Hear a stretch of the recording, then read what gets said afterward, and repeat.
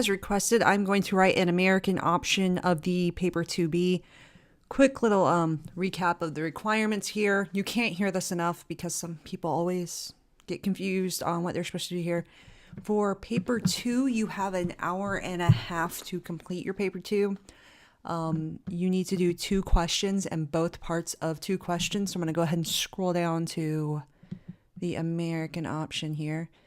So what that means is that if you're in the American option, you're doing questions 5, 6, 7, and 8. If you want to do the Civil War and the Great Crash and Great Depression, that means you need to do both the A and the B from the Civil War and both the A and the B from the Great Crash and Great Depression. Okay, so for this one, I'm going to choose to do the Civil War and Reconstruction B. So my question is, how consistent were the policies of Reconstruction in the period from 1865 to 1877? So I've went ahead and I've written my notes here. Let me make this bigger. All right, so how consistent were the policies of Reconstruction in the period from 1865 to 1877? And here I have done a P. You can do a peel if you want to specifically write the L being how you're going to link that back to the question. But if you do the 2 E's well, then you will have linked it. So if you don't know what P stands for, it's point, evidence, and evaluation. So what's the purpose or what's the point of your paragraph? What's the main idea of your paragraph? What's your evidence to support the point? And how are you going to evaluate that evidence?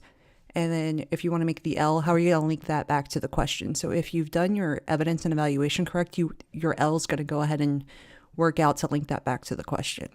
So our question about the consistency of the policies of Reconstruction, my first P is going to be that it was consistent. My evidence is the freedom of the slaves, and they wanted to provide some liberties to African Americans and to restructure the South. My evaluation of all of these goals are the amendments. The Civil Rights Act of 1866, which is just the 14th Amendment, is what becomes that, but the 14th Amendment, it will become the 14th Amendment rather, and also the Enforcement Acts. My other point will be for another paragraph is that these policies were inconsistent, and that was that the policies continue to change, and African American rights were not consistent. So my evidence or my evaluation there of those points are going to be about the military rule, the Freedmen's Bureau, the length of time it took to provide rights to African Americans, and the Compromise of 1877. So after I've done these first 2 P's here, I've determined that I have more evidence and a better argument that these policies were inconsistent. So one really, really important note is that once you've started planning it, whichever side you have the strongest argument for, make that your main argument to do for your overall paragraph. So my third paragraph is always my overall. I'm answering the prompt.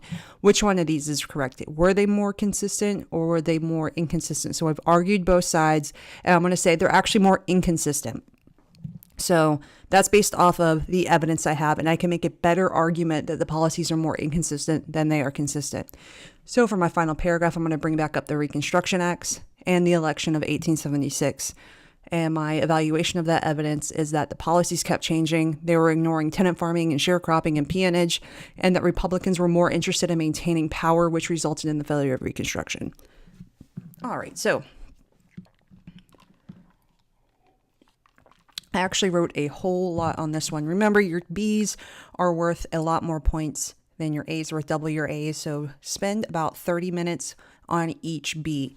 So read the question, plan it, and write it out. Give yourself 30 minutes for both B's, and give yourself about 15 minutes for both 2 A's, and that will add up to your hour and a half.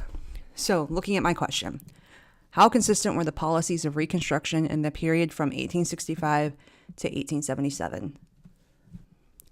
Reconstruction policies were mostly inconsistent. This is in part due to disputes between President Johnson and Congress, as well as attempts to counter activities in the South.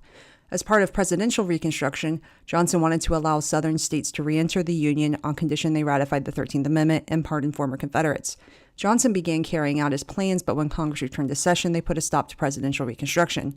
Disagreements on who should oversee Reconstruction led to some inconsistencies, including on the questions of political rights for former slaves and Confederates. Within a few years, the Reconstruction Acts were passed, which established military rule in the South. Furthermore, these policies regarding former slaves were inconsistent, as evidenced by the Freedmen's Bureau. The Freedmen's Bureau was designed to provide aid to former slaves and was established in 1865.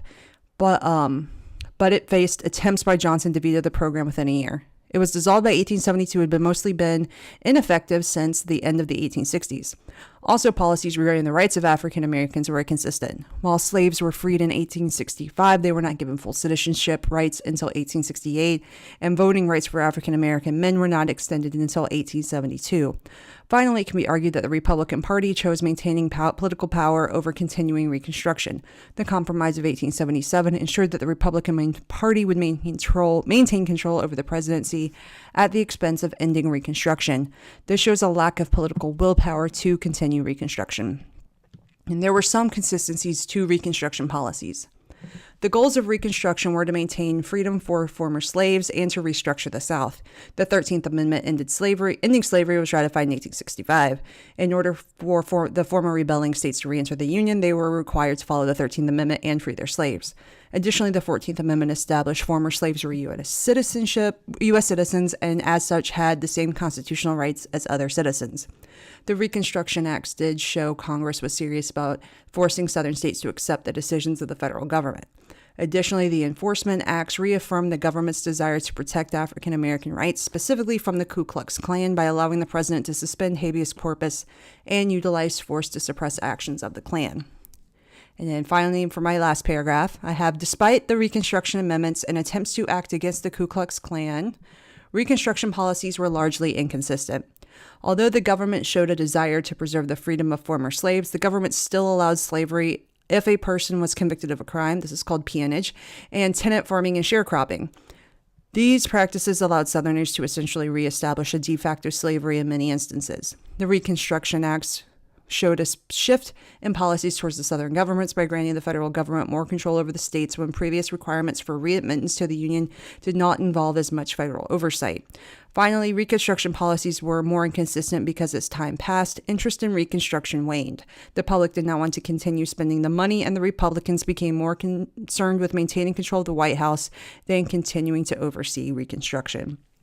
So there's a B. I've got both sides argued. I've provided specific evidence. If you notice up here, the main point I was arguing is my first one. So the argument that I felt was my strongest one, I made my first paragraph, and I followed up with the other argument, the one that it was consistent. That was my second paragraph because I felt that was my weaker argument. And then finally, I sum up in my last paragraph why my argument that was mostly inconsistent was a better argument than why it was consistent. So if you have any problems with that last paragraph, the main thing you're really doing there is saying, okay, so you've argued both sides. Now in your final paragraph, tell me which one's correct, according to you. And remember, never write in first person. Always write it in third person and write it like what you were stating is a fact. This is true. This is the case. Reconstruction was inconsistent, and here's why.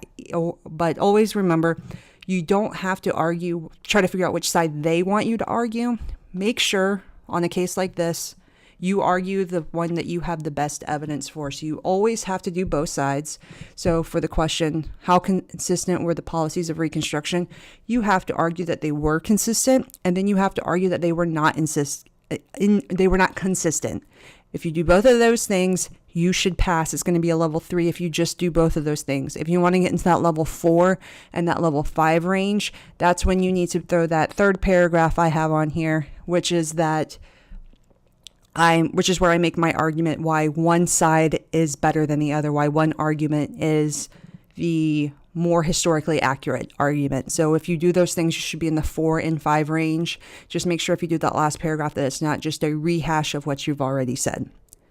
So I hope you found this video helpful for you. If you did, please slap a like down there at the bottom and give me a subscribe. I would always appreciate that. And as always, if you have any questions or any comments or concerns, also please put them down in the comment section. I will be happy to respond to any questions that you may have. And of course, good luck to you on your AICE exams.